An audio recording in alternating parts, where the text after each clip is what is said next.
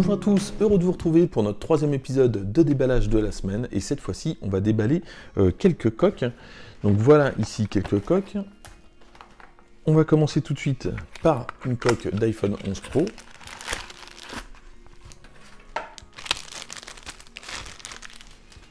Voilà. Donc c'est une coque plutôt résistante. Au niveau design, elle est assez robuste.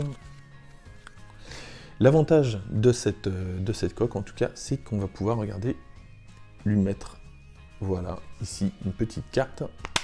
Et ça va être plutôt pratique. On va d'ailleurs tout de suite essayer. Me revoilà, donc voici une petite carte McDonald's. Et voilà, elle se glisse très facilement. Et je pense même qu'on peut en mettre plusieurs. On peut en mettre plusieurs, mais je vais continuer. Je suis pas persuadé que ça rentre.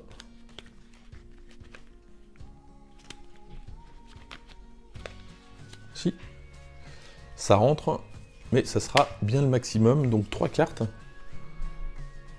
C'est vrai que c'est pas mal.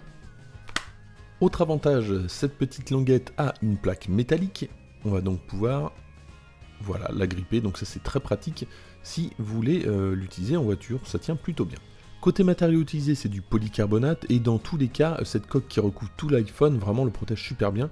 Et chose intéressante, c'est que les boutons sont vraiment très accessibles, puisque souvent avec ces grosses coques, les boutons sont un petit peu durs. Là, c'est vraiment très agréable.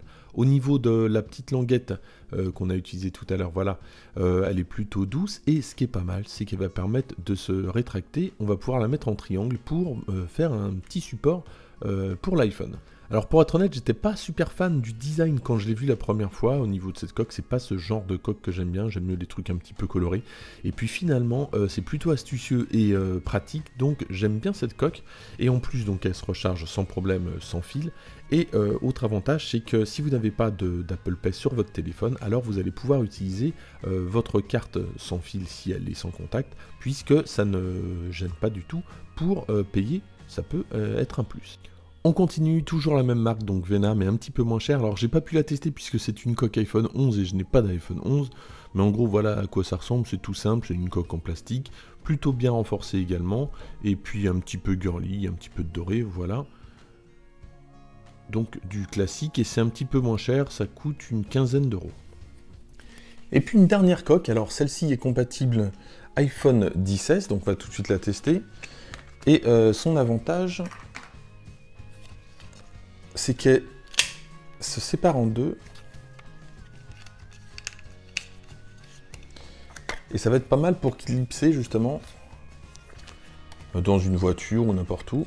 Regardez, hop, voilà. Ou dans une poche de pantalon. Et ça tourne. On peut le mettre de plusieurs manières.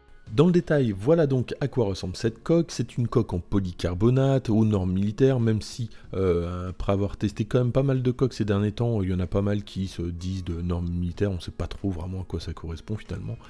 Donc c'est pas une coque vraiment affûtée au niveau design, c'est la coque plutôt pratique. Au niveau du prix, on est comme sur la première coque que j'ai présentée, donc 20 €, et comme pour la première coque, on n'a aucun problème pour la recharge sans fil, et de la même manière, au niveau de l'accès aux boutons, ça se fait ultra facilement. Les boutons, c'est vraiment étonnant, en tout cas, ces coques-là, la douceur, en tout cas, de l'accès aux boutons, chose que j'ai pas remarqué sur certaines coques qui sont plutôt résistantes. L'autre avantage, voilà, c'est si vous voulez poser directement le téléphone, ça tient, bon, c'est un petit gadget, je suis même pas sûr que ce soit prévu pour ça. Et pourquoi pas le tester sur l'iMac? Bon, ça donne un style.